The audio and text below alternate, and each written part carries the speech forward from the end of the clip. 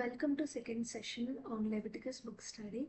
మరి ఈరోజు టాపిక్లోకి వెళ్ళే ముందు జస్ట్ క్విక్ షార్ట్ రీక్యాప్. మరి లాస్ట్ క్లాస్లో మనం ఏం నేర్చుకున్నాము అని అన్నది. మరి ఈ యొక్క లేవియ కాండం ఏ సందర్భంలో ఇవ్వబడింది అని అంటే కవనెంటల్ కాంటెక్స్ట్. ఇది మనందరం దీని గురించి మనం చాలా క్లియర్గా మనం విన్నాం. సో మరి ఏన్షియంట్ నియర్ ఈస్ట్, మరి ఇస్రాయేల్లో జీవించిన ప్రాంతాలన్నిటిని ఏన్షియంట్ నియర్ ఈస్ట్ అని అంటారు. మరి ఆ ప్రాంతాల్లో రెండు ప్రాముఖ్యమైన కవనెంట్స్, నిబంధనలు ఉండేవి. ఒకటి ఈక్వల్ పార్టీస్ మధ్యన, రెండు అన్ఈక్వల్ పార్టీస్ మధ్యన. మరి అన్ఈక్వల్ పార్టీస్ మధ్యన ఉన్న నిబంధనని సుసెరైన్ వాసల్ ట్రీటీ అనేవారు. మరి అది ఎవరెవరికి మధ్యన అంటే సుపీరియర్ కింగ్కి, తర్వాత లెస్సర్ కింగ్ లేకపోతే లెస్సర్ పీపుల్. మరి ఈ యొక్క వీరి ఇరువురికి మధ్యన ఉన్న నిబంధన ఎట్లా ఉంటుంది అని అంటే, మరి ఇక్కడ రాజు వాళ్ళని ఆపద నుంచి వాళ్ళు విడిపిస్తాడు. మరి విడిపించిన తర్వాత వాళ్ళతో నిబంధన చేసుకుంటాడు. నేను మీకు రాజుగా ఉంటాను, మీరు నాకు ప్రజలుగా ఉండండి, నేను మీకు ఇది ఇస్తాను, మీరు నాకు ఇది ఇవ్వండి అని ఒక విధమైన ఒప్పందం అన్నమాట. మరి గాడ్ తన ప్రజలతో మరి రిలేషన్షిప్ ఆయన మెయింటైన్ చేయడానికి మరి ఈ యొక్క ఏన్షియన్ నియర్ ఈస్ట్లో ఉన్న కవనెంట్స్లో ఉన్న సుజరైన్ వాసల్ ట్రీటీ, దీనిని ఒక ఎగ్జాంపుల్గా తీసుకుని మరి God he will make a covenant with his people Israelites అనమాట. మరి దేవుడు వాళ్ళని బానిసత్వం నుంచి విడిపిస్తాడు. మరి విడిపించిన తర్వాత మరి వాళ్ళతో నిబంధన చేస్తాడు. ఏంటి అని అంటే, నేను మీకు భద్రతనిస్తాను, నడిపింపునిస్తాను, నేను మీకు ఏం కావాలో అది సమకూరుస్తాను, మీకు హెల్త్ ఇస్తాను, వెల్త్ ఇస్తాను, అండ్ మీరు నాకు తిరిగి మీరు నమ్మకస్తులుగా జీవించండి, మీరు నాకు లోబడండి, నన్ను మాత్రమే సేవించండి. సో ఈ యొక్క కవనెంట్ని దేవుడు, ఈ నిబంధనను దేవుడు తన ప్రజలతో చేస్తారన్నమాట. మరి ఈ యొక్క కవనెంటల్ కాంటెక్స్ట్, ఈ సందర్భంలో మనం ఈ యొక్క పుస్తకాన్ని మనం చదవాలి. మరి ఇదే కాదు, నిర్గమకాండం అవ్వచ్చు, ద్వితీయోపదేశ కాండం అవ్వచ్చు, తర్వాత పాత నిబంధన గ్రంథం అంతా కూడా ఇది ఈ యొక్క కాంటెక్స్ట్ అనేది చాలా ప్రాముఖ్యం అనమాట. ఈ యొక్క లెన్స్లో నుంచి మనం పుస్తకాన్ని మనం చదివినప్పుడే మనకి క్లియర్గా అర్థమవుతుంది. ఓకే, దేవుడు తన ప్రజలతో నిబంధన చేసుకుంటున్నాడు, సో వాళ్ళకి ఇది ఇస్తానన్నాడు, తిరిగి వాళ్ళని నమ్మకస్తులుగా జీవించమని దేవుడు చెప్తూ ఉన్నాడు. సో ఇది సందర్భం అన్నమాట. So this is what we learned in the previous session. మరి దేవుడు తన ప్రజలతో ఆ యొక్క కవనెంట్ రిలేషన్షిప్ని మెయింటైన్ చేయాలి అని అంటే, మరి దేవుడు తన ప్రజల మధ్యన ఇప్పుడు జీవించాలి. But there is a problem. ఏంటి అని అంటే, గాడ్ ఈజ్ హోలీ, ఆయన ప్యూర్, ఆయన సిన్లెస్, ఆయన దేవుడు పరిశుద్ధుడు, ఆయన పవిత్రుడు, ఆయన పాపం లేనివాడు. కానీ ప్రజలు they are unholy, they are sinful, corrupt. There is a huge gap between God and people. మరి ఈ యొక్క సమస్య ఎలా తీరుతుంది? మరి లాస్ట్ సెషన్లో ఒక ప్రశ్న అడిగాను, మరి దేవుడు పరిశుద్ధుడు కదా, మరి ఎట్లా పాపల మధ్య నివసించగలడు? దట్ ఈస్ ఇంపాసిబుల్ కదా. మరి హ్యూమన్లీ స్పీకింగ్, మానవుని యొక్క ఆలోచనల చూస్తే కనుక పరిశుద్ధుడైన దేవుడు, హోలీ గాడ్, మరి సిన్ఫుల్ పీపుల్ మధ్యన ఎలా జీవించగలడు అని అంటే, God he made A way. So ఈ యొక్క ప్రశ్నను ఇక్కడ పెట్టాను. సో హీ మేడ్ ఎ వే ఎట్లా అని అంటే త్రూ టాబర్నకల్. టాబర్నకల్ అంటే మన అందరికీ తెలుసు, ప్రత్యక్ష గుడారం. మరి బైబిల్లో చాలా చాప్టర్స్, ఎస్పెషల్లీ ఎక్సోడస్లో, నిర్గమకాండంలో ప్రత్యక్ష గుడారాలు ఎలా నిర్మించాలి, ఇవన్నీ చాలా డీటెయిల్స్ ఉంటాయి. మనకి అర్థం కాకపోవచ్చు కొన్నిసార్లు ఎందుకు ఈ ప్రత్యక్ష గుడారం ఇన్ని డీటెయిల్స్ నీడెడ్ అని అంటే, దే ఆర్ రియల్లీ నీడెడ్. ఎందుకో మనం రాబోయే సెషన్స్లో మనం చూస్తాం. మరి గాడ్ ఎందుకు ఈ యొక్క ప్రత్యక్ష గుడారాన్ని ఎన్నుకున్నాడు? వేరే మార్గం ఏం లేదా? ఓకే, దేవుడు వాళ్ళ మధ్య నివసించాలి, వాళ్ళతో రిలేషన్షిప్ మెయింటైన్ చేయాలి అని అంటే, బట్ దేవుడు ప్రత్యక్షం అవ్వచ్చు కదా! మరి ఇంతకుముందు మోషేకి సినాయి పర్వతం మీద ఆహ్, ఎలా ప్రత్యక్షమయ్యారో వాళ్ళకి ప్రజల మధ్యన అలా ప్రత్యక్షం అవ్వచ్చు కదా! అని అంటే నౌ ఈ యొక్క రిలేషన్‌షిప్‌లో గాడ్ వాళ్ళ మధ్యన నివసించాలి. జస్ట్ ప్రత్యక్షమై వెళ్ళిపోవడమే కాదు. మరి అందుకు సమ్ స్ట్రక్చర్ అనేది ఉండాలి. ఆహ్, అందుకే దేవుడు ఈ యొక్క ప్రత్యక్ష గుడారాన్ని నిర్మించమంటాడు. మరి వై ప్రత్యక్ష గుడారం అని అనుకుంటే మరి దానికి కొన్ని రీజన్స్ ఉన్నాయన్నమాట. సో ఇది ప్రత్యక్ష గుడారం ఈ విధంగా ఉంటుంది. ఇది ఒక పిక్చర్ ఇల్లస్ట్రేషన్ మాత్రమే అనమాట. సో దీన్ని ఎక్స్ప్లెయిన్ నేను చేస్తాను. మరి ఎందుకు ఈ యొక్క ప్రత్యక్ష గుడారాన్ని దేవుడు నిర్మించమని అన్నాడు అని అంటే మరి మొట్టమొదటిగా చూస్తే God's presence is holy not casual అనమాట. మరి దేవుడు సాధారణంగా పబ్లిక్ ప్లేస్లో ప్రత్యక్షం అవ్వలేదు. ఎందుకు అని అంటే ఆయన పరిశుద్ధత ప్రజల యొక్క పాపం ఎప్పటికీ కలవలేదు. ఎప్పటికీ కలవలేదు. అందుకే దేవుడు దీన్ని నిర్మించమంటాడు. అంతేకాదు దీన్ని చాలా స్పెషల్‌గా డిజైన్ చేశారు. మరి దీనిలో మనం ముందు చూసుకున్నట్లు పరిశుద్ధ స్థలం ఉంది. తర్వాత సాక్రిఫైసెస్ ఉన్నాయి. ఇక్కడ కనిపిస్తున్నాయి కదా! సాక్రిఫైసెస్ ఉన్నాయి, బలులు ఉన్నాయి, అర్పణలు ఉన్నాయి. పరిశుద్ధ స్థలం మనకు కనిపిస్తుంది. సో దీన్ని చాలా ప్రత్యేకంగా డిజైన్ చేశారు. మరి ఇవన్నీ కూడా దేవుని యొక్క పవిత్రతను ప్రతిబింబిస్తున్నాయి. దేవుని యొక్క పరిశుద్ధతను రిఫ్లెక్ట్ చేస్తున్నాయి అన్నమాట. అంతేకాదు మరి ఇవన్నీ ఈ ప్రత్యక్ష గుడారం ఏం చేస్తుందని అంటే ప్రజలను దేవుని యొక్క ఉగ్రత నుంచి కాపాడుతుంది. మరి దేవుడు ఒకవేళ ఎక్కడైనా జస్ట్ క్యాజువల్గా ఒక పబ్లిక్ ప్లేస్లో కనిపిస్తే కనుక మరి ప్రజలకు దేవుని యొక్క ఉగ్రత తప్పదే కానీ బ్లెస్సింగ్స్ అనేవి ఉండవు. ఎందుకు అని అంటే పాపులు దేవుని యొక్క సన్నిధిలో నిలవలేరు కాబట్టి మరి గాడ్ ఎక్కడ పబ్లిక్ ప్లేస్లో అయినా ఎపియర్ అవ్వలేరు అనమాట. ఒకవేళ ఎపియర్ అవుతే ప్రత్యక్షం అవుతే పీపుల్ విల్ డై. ఎందుకంటే గాడ్స్ హోలీనెస్ ప్రజల్ని కన్జ్యూమ్ చేస్తుంది. ప్రజల యొక్క పాపంలో ఉన్న ప్రజల్ని దేవుని యొక్క ఉగ్రత నాశనం చేస్తుంది అనమాట. అంత పవిత్రుడు మన దేవుడు. సో మొట్టమొదటిగా చూస్తే గాడ్స్ ప్రెసెన్స్ అనేది హోలీ, అది క్యాషువల్ కాదు. అందుకే దేవుడు ఈ యొక్క ప్రత్యక్ష గుడారాన్ని, ఈ యొక్క స్ట్రక్చర్ని నిర్మించమంటాడు. దీని ద్వారా దేవుడు ప్రజల మధ్యన నివసించడానికి అంత మాత్రమే కాదు, ప్రజలు దేవుని యొక్క హోలీనెస్లో నాశనం అవ్వకుండా ఉగ్రతకు పాలవకుండా ఉండడానికి ఈ యొక్క ప్రత్యక్ష గుడారం అనమాట. అంతేకాదు God is teaching step by step how to approach him. So మరి బానిసత్వం నుంచి విడిపించిన తర్వాత వాళ్ళకి దేవుని గురించి అంతగా వారికి తెలీదు. They only heard about God. But ఆయన ఎవరో, ఆయన ఏంటో, ఎందుకు ఆయన ఉన్నారో, ఆయన క్యారెక్టరిస్టిక్స్, ఆయన యొక్క హోలీనెస్, ఆయన్ని ఎలాగా సమీపించాలి ఇవేమి ప్రజలకి తెలియదు. And through this structure he is teaching step by step how to approach him. ఎలాగా ఆయన దగ్గరికి వెళ్ళాలో ఈ యొక్క స్ట్రక్చర్ అనేది వాళ్ళకి హెల్ప్ చేస్తుంది అనమాట. మరి దేవుడు ఒకవేళ దీన్నే నిర్మించకుండా ఓకే వాళ్ళు ప్రామిస్ ల్యాండ్కి వెళ్ళేంత వరకు కూడా జస్ట్ అలా ప్రత్యక్షమై వెళ్ళిపోయిండుంటే after entering that promise land it will be difficult for them గాడ్ని ఎలా అప్రోచ్ అవ్వాలనేది.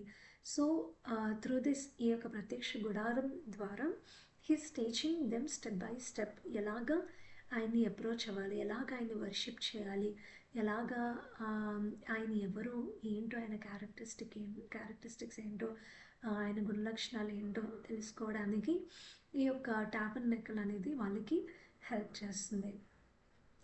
అంతేకాదు మూడవదిగా చూస్తే so it's a portable dwelling, ఇది కదిలే నివాసం. మరి because they are travelling through wilderness, శాశ్వత మందిరం అనేది వాళ్ళ యొక్క ప్రాబ్లమ్స్ని సాల్వ్ చేయదు. అందుకే ఈ యొక్క పోర్టబుల్ డ్వెల్లింగ్ కదిలే దీన్ని ఎక్కడ ప్లేస్ చేయాలనుకుంటే అక్కడ చేయొచ్చు. And when they have to remove, వాళ్ళు ఈజీగా రిమూవ్ చేసే విధంగా మరి ఒక టెంట్ రూపంలో నిర్మించడం జరుగుతుందన్నమాట. సో అందుకు ఈ యొక్క ప్రత్యక్ష గుడారాన్ని దేవుడు నిర్మించమంటాడు. గాడ్స్ ప్రెసెన్స్ వారి మధ్య నిత్యము ఉంటుంది. And whenever they have to stop వాళ్ళ యొక్క జర్నీలో, they can just stop, they can feel God's presence through this tabernacle అనమాట. సో అంతేకాదు, చివరిగా మరి మీరు కొంతమంది ఆన్సర్ చేసినట్టు ఇది క్రీస్తుకు సూచనగా ఉంది అన్నమాట, సింబాలిజంగా. మరి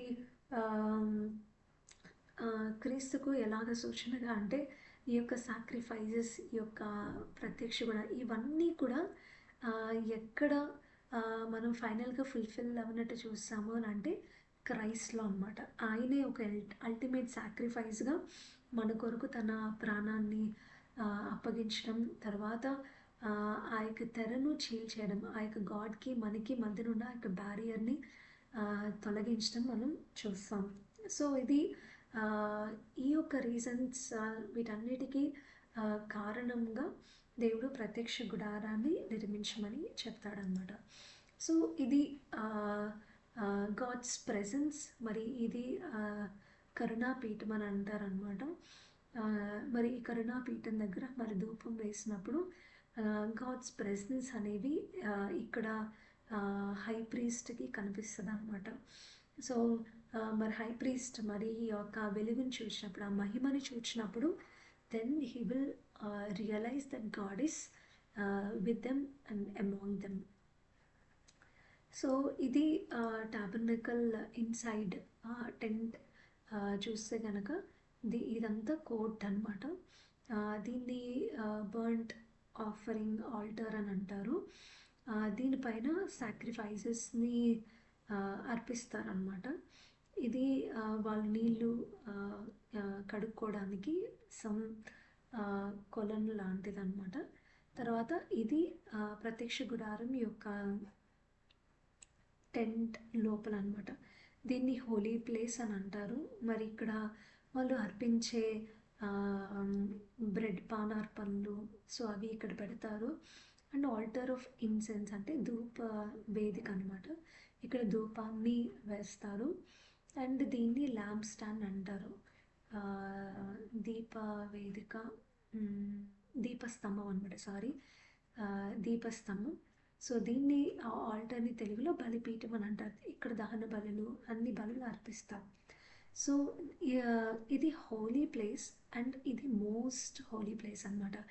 దీంట్లోకి ఎవరు మాత్రమే ఎంటర్ అవ్వగలరు అని అంటే కేవలం హై ప్రీస్ట్, ప్రధాన యాజకుడు మాత్రమే ఎంటర్ అవ్వగలడు.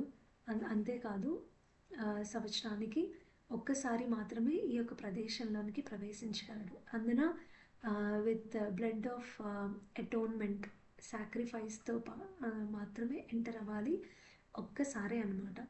సో ఇక్కడ దేవుడు షెకీనా గ్లోరీగా, ముందు ప్రీవియస్ ఇమేజ్లో మనం చూసాం కదా, ఇక్కడ షెకీనా గ్లోరీగా, మహిమగా ఆయన వాళ్ళకి బయలుపరుచుకుంటారనమాట. సో ఇది ఇన్సైడ్ టాబర్నకల్. దీన్ని అవుటర్ కోర్ట్ అని, ఇన్నర్ కోర్ట్ అని అంటారు. అవుటర్ కోర్ట్ అని దీన్ని అంటారనమాట. దీని అంతటినీ కలిపి ప్రత్యక్ష గుడారం అని అంటారు. మరి చూస్తే కనుక ఇక్కడ గాడ్స్ ప్రెసెన్స్ అనేది ఫిజికల్ కాదు. ఓకే, దేవుడు ప్రజల మధ్య నివసించడం అంటే గాడ్ స్వయంగా ఆయన ఫిజికల్గా వాళ్ళు కనిపిస్తారని అంటే దట్స్ నాట్ ట్రూ అనమాట. ఇక్కడ గాడ్స్ ప్రెసెన్స్ అనేది ఫిజికల్ కాదు, కానీ స్పిరిచువల్గా దృశ్య రూపకంగా విజిబుల్ మేనిఫెస్టేషన్ అని అంటారు. మరి ఎలాగో నేను ఆల్రెడీ చెప్పాను, షెకీనా గ్లోరీగా, మహిమగా ఆయన తను తాను మోస్ట్ హోలీ ప్లేస్లో, అతి పరిశుద్ధ స్థలంలో ఉన్న మందసం పైన ఆయన ప్రత్యక్షమవుతారు. మరి ఇక్కడ దేవుడు తన ఉనికిని, ప్రెసెన్స్ని ఆయన ఇంకా మేఘంగాను అగ్నిగాను బయలుపరుచుకున్నారు. అంతేకాదు ఆ యొక్క మందసం పైనే కరుణాపీఠం దగ్గరే ఆయన యొక్క మహిమే కాదు, మరి మోస్ట్ హోలీ ప్లేస్ నుంచి మనకి ఏం కనిపిస్తుంది అని అంటే మేఘం అనమాట. సో ఈ మేఘం వాళ్ళు ఇజ్రాయెల్ చూసినప్పుడల్లా they will know that God is in midst of them, among them. వాళ్ళ మధ్యన ఆయన ఉన్నారు అని అన్న దానికి రుజువు ఏంటి అని అంటే ఈ యొక్క మేఘం అనమాట. అండ్ దేవుని యొక్క అగ్ని ఒక్కొక్కసారి వచ్చి వాళ్ళు మంట వేయకపోయినా ఆ యొక్క దహన బలిని దహించదనమాట. మరి దీనంతా మనం ఎలాగ చెప్పవచ్చు అని అంటే దేవుడు తన ఉనికిని, తన ప్రెజెన్స్ని మేఘంగాను అగ్నిగాను ఆయన బయలుపరుచుకున్నాడు. ఇక్కడ గాడ్ యొక్క ఫుల్నెస్ని మనం చూడం కానీ ఆయన యొక్క మేనిఫెస్టేషన్ మాత్రమే చూడగలం అనమాట. మేనిఫెస్టేషన్ మాత్రమే చూడగలం. మేనిఫెస్టేషన్ అంటే అర్థం it's a visible expression are appearance of something invisible అనమాట. మరి దాగి ఉన్న దాన్ని మనకి కనిపించేటువంటి రూపంలో బయలు పరచడం దాన్ని మేనిఫెస్టేషన్ అంటారు. మరి ఇక్కడ గాడ్స్ ప్రెజెన్స్ నేను చెప్పినట్టు ఇది ఫిజికల్ కాదు కానీ స్పిరిచువల్ అండ్ ఆల్సో విజిబుల్. ఎట్లా అని అంటే మేఘంగాను అగ్నిగాను షెకీనా గ్లోరీగా ఆయన తను తాను బయలుపరుచుకున్నారు. నేను ఉన్నాను అని ప్రజలకు కనపరుచుకున్నారనమాట. అంతేకాదు మరి ప్రత్యక్ష గుడారాన్ని నిత్యము కాన్సెక్రేట్ చేయాలి, పరిశుద్ధపరచాలి. వై ఎందుకు అని అంటే ఆయన నివసించుటకు. మరి ఇలా దేవుడు తన ప్రజల మధ్య నివసించగలిగాడు. మరి ఇక్కడ ఒక విషయం ఏంటి అని అంటే God is not dependent on our holiness, లేకపోతే on our sacrifices or anything. God holiness అనేది ఇండిపెండెంట్, బట్ మన యొక్క హోలీనెస్ అనేది డిపెండెంట్ అనమాట. We need somebody to consecrate us. మనం హై ప్రీస్ట్ అవ్వచ్చు, ప్రజలు అవ్వచ్చు, మరి వీళ్ళంతా కూడా they are dependent on someone, లేకపోతే సమ్వన్ కంటే God. They are dependent on God to be holy అనమాట. బట్ గాడ్ ఆయన ఎవరి మీద డిపెండ్ అవ్వనవసరం లేదు. ఎందుకంటే his nature by nature he's holy. కాబట్టి సో మనం ఇక్కడ చూస్తే టెంపుల్ని కాన్సెక్రేట్ చేస్తారు, పరిశుద్ధపరుస్తారు, ప్రజల్ని పవిత్రపరుస్తారు, యాజకుల్ని పరిశుద్ధపరుస్తారు. బట్ దేవుణ్ణి కాదనమాట. He's already holy. ఇవేమి చేయడం వల్ల it will not add to God's holiness. He's already holy అనమాట. But to approach God we need to be holy. So we're dependent on God for holiness. So this is what makes Christianity so unique అనమాట. మరి మన ఈ యొక్క వరల్డ్లో చూస్తే కనుక with రిలీజన్స్లో దే విల్ కాన్సెక్రేట్ గాడ్, దేవుడిని పవిత్రపరుస్తారు. But in Christianity God consecrates his people because he is already holy. He wants his people also to be holy, to have fellowship with them. మరి వాళ్ళతో రిలేషన్షిప్ ఉండాలన్నా, fellowship ఉండాలి అన్న ప్రజలు హోలీగా ఉండాలి కనుక మరి ఈ యొక్క ప్రత్యక్ష గుడారం కానీ ప్రజల్ని కానీ అందరినీ ఏం చేస్తారు, కాన్సెక్రేట్ చేస్తారనమాట. వాళ్ళు ఎప్పుడైతే దేవుని సమీపిస్తారో they have to be consecrated అనమాట.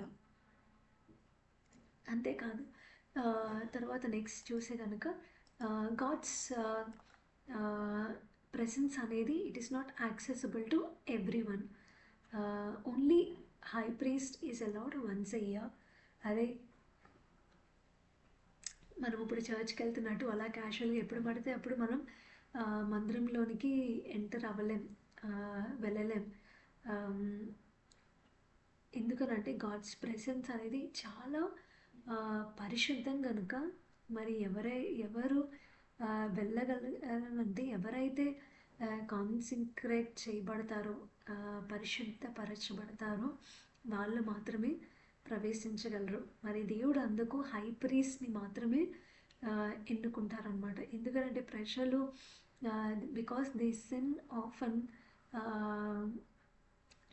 గాడ్స్ ప్రెసెన్స్ అనేది చాలా హోలీ కనుక not every one is allowed though వాళ్ళు పరిశుద్ధపరచబడిన. ఎందుకనంటే దేవుని యొక్క పరిశుద్ధత వాళ్ళని నాశనం చేస్తారనమాట. అందుకే దేవుడు హై ప్రీస్ట్‌ని అపాయింట్ చేస్తారనమాట. అందున ఇయర్లీ వన్స్ ఆల్రెడీ చెప్పాను కదా! పరిశుద్ధ మోస్ట్ హోలీ ప్లేస్‌కి ఎంటర్ అవ్వాలి అని అంటే only once a year and with blood of atonement sacrifice తీసుకుని వెళ్ళాలి. అండ్ దేవుడు చెప్పినప్పుడు మాత్రమే ఎంటర్ అవ్వాలి. And holy priest high priest మాత్రమే అనమాట. మరి దేవుడు వాళ్ళని అంగీకరించడానికి, వాళ్ళు నాశనం అయిపోకుండా ఉండడానికి ఈ యొక్క నియమాన్ని పెట్టాడనమాట. మరి అంతే కదా, ఆయన పరిశుద్ధుడు కనుక ఆయన దగ్గరకు వచ్చేది ఏదైనా, అది వ్యక్తి అయినా వస్తువైనా పవిత్రంగా ఉండాలి. అందుకే there are degrees of holiness. మరి దేవుని సన్నిధికి ఒక వ్యక్తి దగ్గర అయ్యే కొద్దీ, మరి వస్తువు అన్న వ్యక్తి అయినా అది ఇంకా ఎక్కువ పవిత్రపరచబడాలి. లేకపోతే దేవుని పరిశుద్ధత ఆ వ్యక్తిని నాశనం చేస్తుంది అనమాట. సో ఈ యొక్క డిగ్రీ ఆఫ్ హోలీనెస్లో అతి పరిశుద్ధ స్థలానికి కేవలం ప్రధాన యాజకులు మాత్రమే వెళ్ళగలరు. తర్వాత పరిశుద్ధ స్థలానికి యాజకులు మాత్రమే వెళ్ళగలరు. మరి ఇక్కడ ఈ యొక్క ఔటర్ కోర్ట్లో మరి ఇశ్రాయేలు ఎవరైతే పవిత్రంగా పరిశుద్ధంగా ఉన్నారో మరి వాళ్ళు వెళ్ళొచ్చు అనమాట. ఈ యొక్క బలిపీఠ ప్రదేశంలో లేవీలు మాత్రమే అది అనుమతి అనమాట. మరి నెక్స్ట్ స్లైడ్లో చూస్తే దీన్ని క్యాంప్ అని అంటారు. ఇక్కడ టాబర్నకల్ ప్రత్యక్ష గుడారం చుట్టూ మరి ఇశ్రాయేల్ వాళ్ళ నివాసాలు ఉండేవన్నమాట. ఈ సర్కిల్స్ అన్నీ కూడా వారి యొక్క నివాసాలు. దీన్ని క్యాంప్ అని అంటారు. మరి ఈ అవుట్ సైడ్ టాబర్నకల్ ఎవరు ఉండగలరు అని అంటే మరి రెసిడెంట్స్ అనమాట. ఎవరైతే ఈ యొక్క కవనెంట్లో భాగము మరి నివసించున్న ఇశ్రాయేల్ అవ్వచ్చు, లేకపోతే అన్ని జనులు అవ్వచ్చు. మరి కవనెంట్లో ఎవరైతే భాగమో ఈ యొక్క క్యాంపులో వాళ్ళే ఉండాలి. అంతేకాదు పవిత్రపరచబడిన వాళ్ళు మాత్రమే, పరిశుద్ధంగా ఉన్న వాళ్ళు మాత్రమే క్యాంపులో ఉండాలన్నమాట. మరి అవుట్ సైడ్ ద క్యాంప్ తాత్కాలికంగా ఎవరైతే పాపం చేసి ఫర్ ఎగ్జాంపుల్ ఒక డెడ్ బాడీని ముట్టుకున్నారనుకో, they have to stay outside the camp for 1 day అట్లా అన్నమాట. So outside the camp తాత్కాలిక టెంపరీగా వాళ్ళు ఉండడానికి ఈ యొక్క కొన్ని టెంట్స్ అనేవి వీళ్ళకి ఉంటాయి అన్నమాట, కొన్ని హాల్స్ అనేవి. సో అపవిత్రమైన ప్రజలు వాళ్ళు తాత్కాలికంగా మరి క్యాంప్కి అవతల బయట వాళ్ళు నివసించాలన్నమాట. మరి నెక్స్ట్ స్లైడ్లో చూస్తే ఈ యొక్క గ్రీన్ కనిపిస్తుంది కదా, ఈ యొక్క ఏరియా క్యాంప్కి ఇంకా దూరంలో అనమాట. సో అపవిత్రం చేత సఫర్ అవుతున్నవారు, ఫర్ ఎగ్జాంపుల్ ఒక లెప్రసీ అవ్వచ్చు, స్కిన్ ఇన్ఫెక్షన్ అవ్వచ్చు, దీంతో సఫర్ అవుతున్న వాళ్ళు they have to stay outside, not just outside the camp, ఇక్కడే కాదు ఇంకా వెళ్ళిపోవాలన్నమాట, area away from the camp. మరి అపవిత్రం చేత ఎవరైతే సఫర్ అవుతున్నారో మరి ఇన్ని డేస్ వాళ్ళు బయట ఉండాలి, 7 days అని 3 days అని 1 month అని ఇట్లా బయట ఉండాల్సి వస్తుంది కదా. మరి వాళ్ళు ఈ యొక్క క్యాంప్కి ఇంకా దూరంలో వాళ్ళు ఉండాల్సి వస్తుందన్నమాట. And if you go beyond, దీన్ని అరణ్యం అంటారు, విల్డర్నెస్. మరి ఇక్కడ ఏముంటుంది అని అంటే, ఏమేమి ఉంటాయంటే అపవిత్రమైన జంతువులు, ఇంకా అపవిత్రమైన బర్డ్స్, ఇంకా డీమన్స్ అంటే దయ్యాలు, దురాత్మలు, ఇవన్నీ కూడా విల్డర్నెస్ అరణ్యంలో ఉంటుందన్నమాట. మరి దేవుని దగ్గరికి ఏది వెళ్ళినా, అది వస్తువు అయినా లేకపోతే ఒక వ్యక్తి అయినా చాలా పరిశుద్ధంగా ఉండాలి. The more a person comes closer to God, the more he should be holy అనమాట. అందుకే ఈ యొక్క పిక్చర్స్ నేను మీకు చూపించాను. డిగ్రీ ఆఫ్ హోలీనెస్ చూస్తే మరి ఇక్కడ మనకి అపవిత్రమైన జంతువులు, బర్డ్స్, డీమన్స్. మరి ఇంకొంచెం దగ్గరికి వెళ్తే మనకి ఎవరు కనిపిస్తారంటే అపవిత్రం చేత సఫర్ అవుతున్న వాళ్ళు కనిపిస్తున్నారు. ఇంకొంచెం క్యాంప్కి దగ్గరగా వెళ్తే మరి తాత్కాలికంగా జస్ట్ 1 or 2 days లేకపోతే మార్నింగ్ నుంచి ఈవినింగ్ వరకు అపవిత్రత పోయేంత వరకు ఉండేటట్టు వారు అందరూ కూడా జస్ట్ క్యాంప్కి వెలుపల వాళ్ళు ఉంటారనమాట. And with in the camp చూసుకున్నట్లయితే కేవలం ఇశ్రాయేలు పవిత్రంగా ఉన్న వాళ్ళు, తర్వాత అన్ని జనులైన అవ్వచ్చు, పవిత్రపరచబడిన వాళ్ళు మాత్రమే ఈ యొక్క క్యాంప్లో ఉంటారనమాట. అండ్ ఈ యొక్క టాబర్నకల్లో చూస్తే కనుక మరి ఎవరైతే దేవుని సన్నిధిలో ఆరాధించాలి అని అనుకున్నారో మరి వాళ్ళు ఈ యొక్క ఔటర్ కోర్ట్, ఈ యొక్క బయట వెలుపల కోర్ట్ గేట్ దగ్గర మాత్రమే వాళ్ళు ఉంటారు. అండ్ ఈ బలిపీఠం దగ్గర లేవీలు అవ్వచ్చు. అండ్ మోస్ట్ తర్వాత పరిశుద్ధ స్థలం దగ్గర యాజకులు మాత్రమే ప్రవేశించగలరు. అండ్ అతి పరిశుద్ధ స్థలం కేవలం ప్రధాన యాజకులు మాత్రమే అనమాట. మరి చెప్పినట్టు the more a person comes closer to God the more holy he should be అనమాట. మరి ఇస్రాయేల్ ఇతర దేశాల కంటే హై స్టాండర్డ్స్ కలిగి వాళ్ళు జీవించాలి. ముఖ్యంగా ప్రీస్ట్ అనమాట, యాజకులు మరి ప్రత్యక్ష గుడారంలో సేవ చేయాలి కనుక దేవుని యొక్క సన్నిధిలో వాళ్ళు ఉండాలి కనుక వాళ్ళు ఇంకా పవిత్రంగా వాళ్ళు ఉండాలి. మరి ప్రజల కంటే వాళ్ళకి రెస్ట్రిక్షన్స్ ఎక్కువ ఉంటాయి అన్నమాట. ఇది మరి లేవియాకాండం 21 అధ్యాయంలో చూస్తే కనుక క్లియర్గా దేవుడు ఇన్స్ట్రక్షన్స్ ఇస్తారనమాట. ఏమనంటే యాజకులకు అహరోను కుమారులతో ఇట్లనము, మీలో ఎవడును తన ప్రజలలో శవమును ఉండటం వలన తను అపవిత్రపరచుకొనరాదు. అయితే తనకు సమీప రక్త బంధువులు అనగా తల్లి, తండ్రి, కుమారుడు, కుమార్తె, సహోదరుడు వీరి యొక్క శవమును బట్టి తను అపవిత్రపరచుకొనవచ్చును. అతడు తన ప్రజల్లో యజమానుడు కనుక తను అపవిత్రపరచుకొని సామాన్యునిగా చేసుకొనరాదు. సో అంతేకాదు వాళ్ళ తలలను బోడు చేసుకుని రాదు, గడ్డపు ప్రక్కలని క్షౌరం చేసుకుని రాదు. సో ఇంకా కిందకి వెళ్తే అనమాట ఫ్రమ్ 10 to 14 చూస్తే కనుక ఈ ఇన్స్ట్రక్షన్స్ అన్నీ కేవలం యాజకులకు మాత్రమే. ఓకే, వాళ్ళ ఓన్ ఫ్యామిలీ మెంబర్స్ అయితే దే కెన్ వాళ్ళు అపవిత్రపరచుకునొచ్చు శవము ముట్టడం వలన. బట్ హై ప్రీస్ట్ ఇంకా హై స్టాండర్డ్స్ అనమాట. 10 to 15లో చూస్తే కనుక మరి అతడు శవము దగ్గరకు పోరాదు. తన తండ్రి శవము వలననే కానీ తన తల్లి శవం వలననే కానీ తను తాను అపవిత్రపరచుకుని రాదు. సో ఈవెన్ తన ఓన్ ఫ్యామిలీ అయినా high priest is not allowed to touch the dead body అనమాట. అంత రెస్ట్రిక్షన్స్. బికాస్ ఎందుకు అని అంటే ప్రజలందరి పక్షాన హీఈస్ అప్రోచింగ్ గాడ్స్ ప్రెసెన్స్, దేవుని సన్నిధికి దగ్గరగా వెళ్తున్నాడు కాబట్టి he should be more holy అనమాట. మరి అన్ని రెస్ట్రిక్షన్స్ దేవుడు వాళ్ళకి పెట్టారనమాట. సో ఇవన్నీ చూస్తే ఆలోచించినట్లయితే వి ఫీల్ ఏంటి గాడ్స్ హోలీనెస్ అనేది చాలా భయంకరం. సో ఓకే, ఈ యొక్క పిక్చర్స్ కూడా చెప్పాలి అని అంటే సో గాడ్ ఈస్ హోలీ మనకు తెలుసు. వీఆర్ జస్ట్ ప్రొఫేన్ అంటే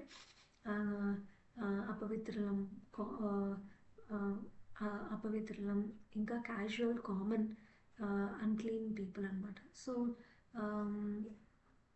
we won't be able to reach God because of our unholiness. దేవుడు యొక్క ట్యాబర్నకల్ని ఆయన ఉంచాడు. మరి the closer a mortal gets to God the more ritualistically pure they have to be if they want to survive. మరి God's ప్రెసెన్స్లో వాళ్ళు survive అవ్వాలి, జీవించాలి అన్నారంటే they have to be pure అనమాట. మరి ఎవ్రీ వన్ ఎల్స్ ప్రజలందరూ ఇశ్రాయేలు ప్రీస్ట్ ఇంకా ఎక్కువ పరిశుద్ధంగా ఉండాలి. మరి ట్యాబర్నకల్ని కూడా పవిత్రపరచాలి. అప్పుడే వాళ్ళు దేవునికి దగ్గరగా ఉండగలరు. ఈ యొక్క ఇమేజ్లో చూస్తే కనుక మరి మౌంట్ సినాయి పర్వతం దగ్గర దేవుడు ఆయన మేఘంగా అదే కొండ మీద ఆయన వాళ్ళకి ప్రత్యక్షమయ్యారు. But now through tabernacle God moves in with Israel అనమాట. ఇప్పుడు దేవుడు ప్రజల మధ్యకి వచ్చేసారు. ఒక టెంట్ని తయారు చేశారు, టెంట్ని మేక్ చేశారు. సో లెవిటికస్ ముందు మరి ఇశ్రాయేలులో గాడ్స్ లాని బ్రేక్ చేసేవారు, వాళ్ళు దేవుని సన్నిధికి ఎంటర్ అవ్వలేరు. బట్ ఆఫ్టర్ లెవిటికస్ నౌ ఇశ్రాయేల్కి లాస్ ఎక్కువ దేవుడు పెట్టాడు. అండ్ వాళ్ళు ఇప్పుడు గాడ్స్ ప్రెసెన్స్ వాళ్ళకి ఇప్పుడు యాక్సెస్ అనమాట.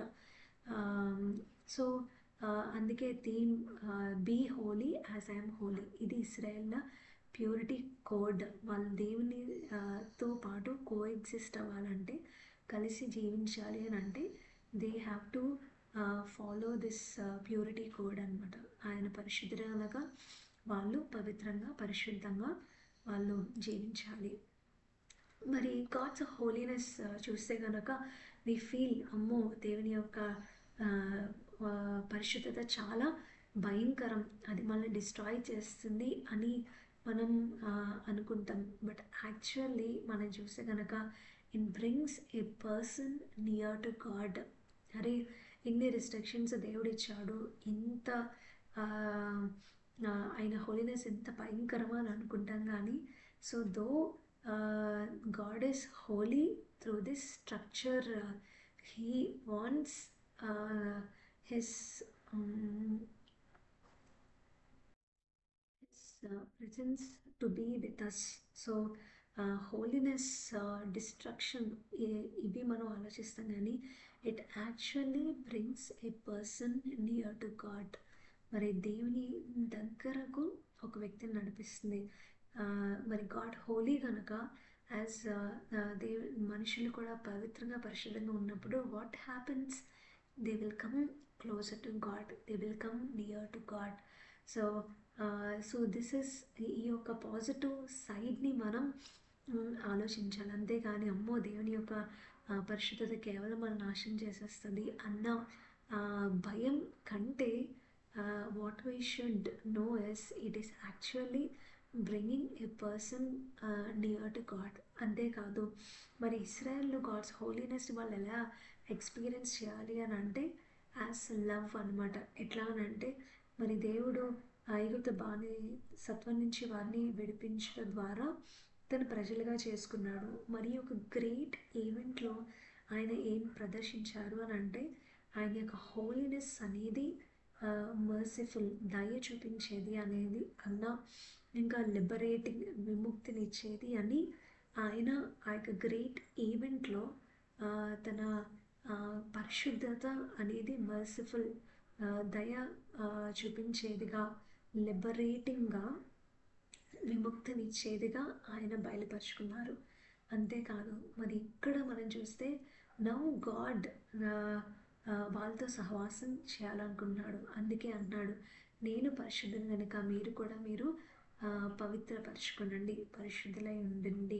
మరి వాళ్ళు పరిశుద్ధంగా ఉన్నప్పుడే దేవుడు వాళ్ళ మధ్య నివసించగలడు, వారిని ఆశీర్వదించగలడు. సో గాడ్స్ హోలీనెస్ అనేది డిస్ట్రాయింగ్గానే మనం చూస్తాం కానీ it actually brings a person near to God. And దేవుని యొక్క పరిశుద్ధత it is also merciful and liberating. మరి దేవుడు పరిశుద్ధుడు కనుక మరి మనము పవిత్రపరచబడుతున్నప్పుడు మన పాపాల నుంచి మనం ఏమి పొందుకుంటాము అని అంటే విముక్తిని పొందుకుంటాము. So this is what God's holiness do to అస్.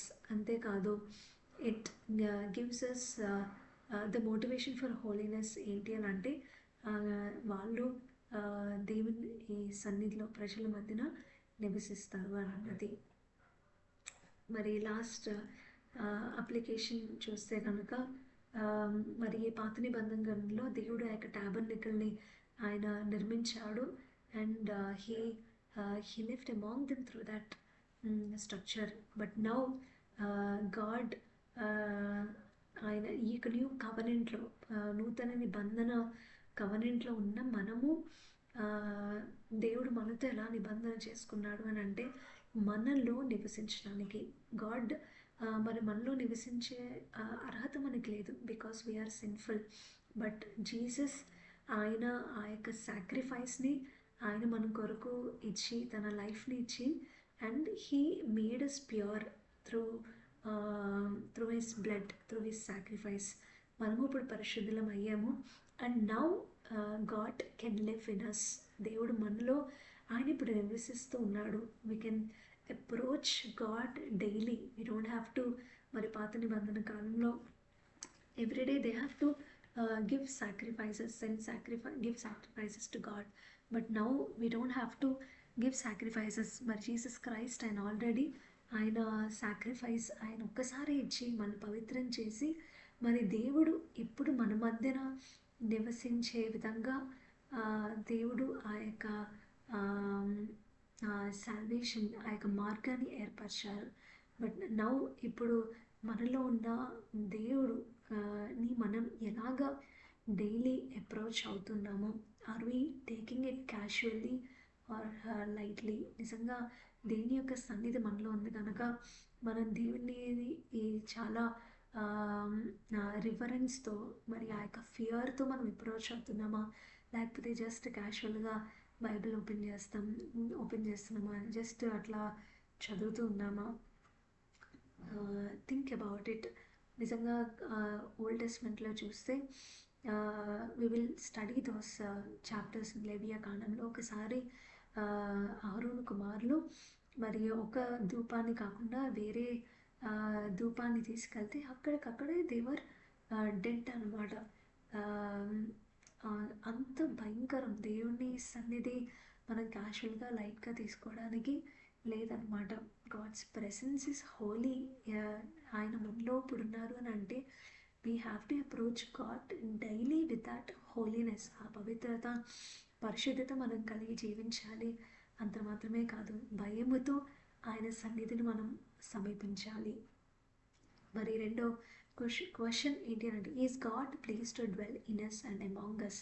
నిజంగా దేవుడు మన మధ్యన నివసించగలుగుతున్నాడు అంటే ఆయన మనల్ని బట్టి ఆయన సంతోషిస్తున్నాడా? Is he really happy to be in us? లేకపోతే మన పాపం ఆయనకి కంపు కొడుతుందా? మన పాపం ఆయనకి చిరాకును పుట్టిస్తుందా? మనం ఒక్కసారి ఆలోచించాలి. And lastly, how is that approach to God's holiness in the church? When we come to church చాలా క్యాషువల్గా మన డ్రెస్సింగ్ సెన్స్ కానీ ఒక్కొక్కసారి అంతా ఉండదు. Just very casually we enter. And also while the service is happening we will talk with others. ఇతరులతో మాట్లాడడం, మన మొబైల్ చూడడం, అటు ఇటు తిరగడం, బయటకు వెళ్ళి ఒకసారి కాలక్షేపం చేసి రావడం. So we are not taking that place something holy అనమాట. దాన్ని పవిత్రంగా, పరిశుద్ధంగా మనం ఎంచలేకపోతున్నాము. అందుకే మనం చాలా రెక్లెస్గా, కేర్లెస్గా మనం ఉంటున్నాము. సో గాడ్ ప్రెజెన్స్ ఓల్డ్ టెస్ట్మెంట్లో ఎంత హోలీయో, మరి ఇప్పుడు న్యూ టెస్ట్మెంట్లో చర్చ్ కూడా అంతే holy. Not just church, even fellowship. Christian friends మనం గ్యాదర్ అవుతున్నప్పుడు, కలుస్తున్నప్పుడు, హౌ ఆర్ ఆ వర్డ్స్? మన మాటలు ఎట్లా ఉంటున్నాయి? మన పలకరింపులు ఎట్లా ఉంటున్నాయి? దేవుడు మన మధ్యన ఉండగలుగుతున్నాడా? సంతోషించగలుగుతున్నాడా? వీ హ్యావ్ టు థింక్ అనమాట. మరి ఓల్డ్ టెస్ట్మెంట్లో రిజల్ట్ అనేది చాలా ఇమ్మీడియట్గా ఉంటుంది. అక్కడికక్కడే గాడ్స్ వ్రాత్ అనేది వాళ్ళు చూసేవారు. అరే, న్యూ టెస్ట్మెంట్లో గాడ్ ఈస్ మర్సిఫుల్, ఆయన ఏమీ అంత చూపించట్లేదు కదా, let's take it so light అనడానికి వీల్లేదు. సో దేవుడు చేయాలనుకుంటే within seconds he will destroy us. But he's patient with us. He's helping us to understand how holy his presence is. కాబట్టి లెట్ us approach God daily with reverence and with fear.